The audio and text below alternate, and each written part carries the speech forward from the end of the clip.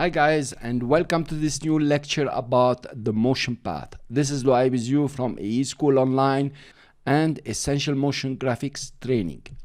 The motion path is the most important in your animation. With a good motion path, an ugly animation can become very beautiful, and vice versa. You can work so much on your graphics and your characters and everything, and then your motion path is not correct or not natural, then everything will look odd and your animation will fail. We want to study the kind of motion path we have in After Effects and how to manipulate a motion path.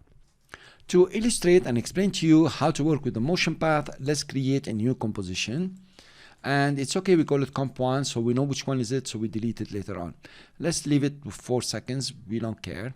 I will get one of the birds, let's say the white guy, drop it in here, press S and scale it to 50%. Good, let's put it in the good position. Now, of course, when you're talking about a motion path, you're talking about position, because a rotation and scale will just do their work around the anchor point and they don't have a path to scale down or scale up. Cool, of course, opacity will work on the whole layer. So let's create a simple motion path and a simple animation.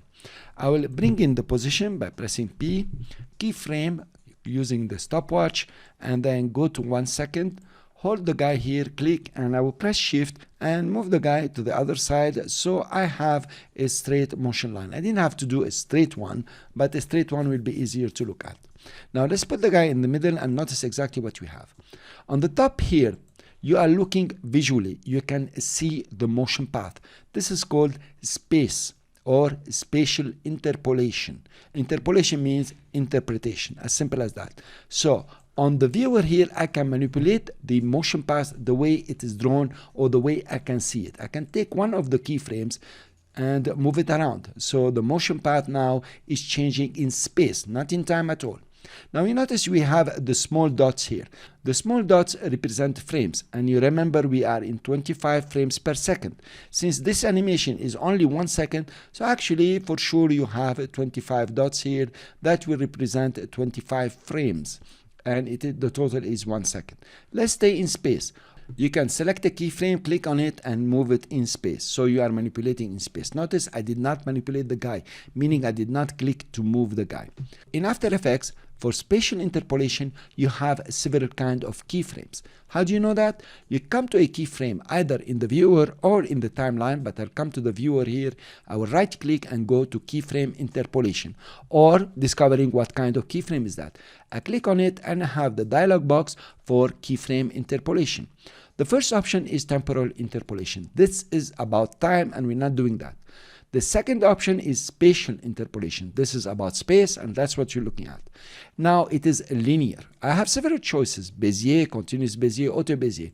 But why is it linear? It is linear because of the preference that we set in the beginning of the course, and I hope you have set it.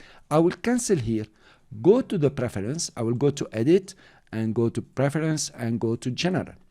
You remember that we set default spatial interpolation to linear, and now you know what spatial interpolation means. You can uncheck this one and any keyframe that we'll create will be non-linear. Of course, I'm saying non-linear because, as you have seen, it can be Bezier, continuous Bezier, or auto Bezier. I will click OK, come back to the layer, and we see very well that nothing has changed. Because in After Effects, when you change this preference, it will not change retroactive. It will not take all the keyframes you have created and start changing them. I need to recreate the keyframes. The best is to delete completely the layer, come and drop the guy again, scale it down using shift, put it over here, come to the position in the beginning, open the position in the layer, keyframe the position and go to 1 second. Now I'm going to do a straight line again, pressing shift and moving it to this side. You might say, oh, nothing has changed. Actually, a lot has changed. First of all, let's click on a keyframe here and go to keyframe interpolation.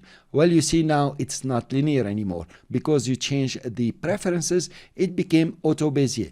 I can make it Bezier, I can make it continuous Bezier. Let's leave it to auto Bezier and see exactly what we can do here. There is a big dot that appeared on the motion path. And if you click on it and move it, here you are, you have a Bezier handle that can manipulate your motion path the way you want.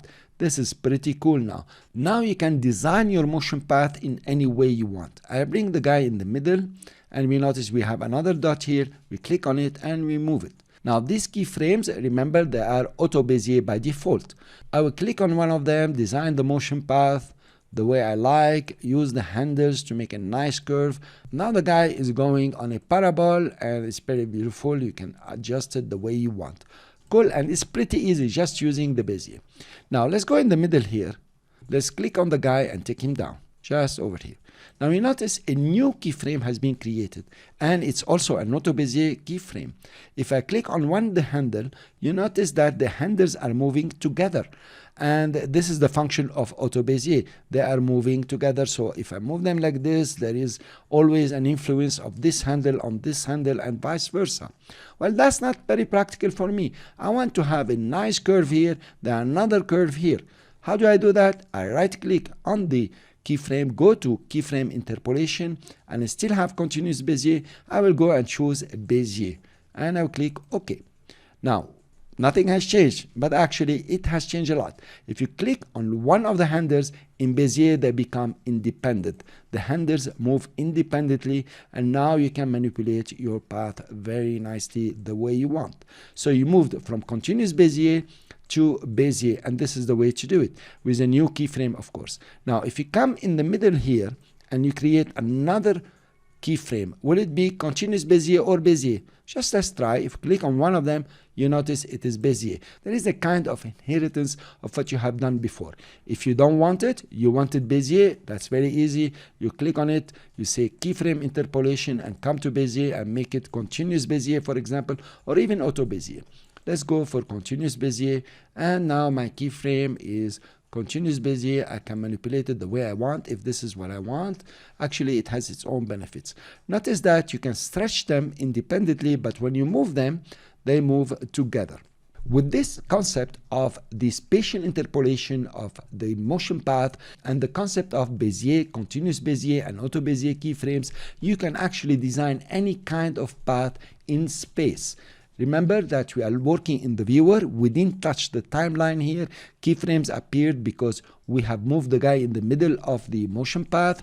So this is spatial interpolation that we have studied. Let's go to the beginning.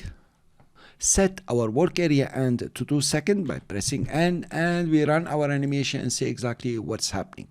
Now this is very beautiful. If you want to see the motion path while running your animation, there is a small adjustment you have to do in the preview. Make sure that the motion path here is highlighted, is blue.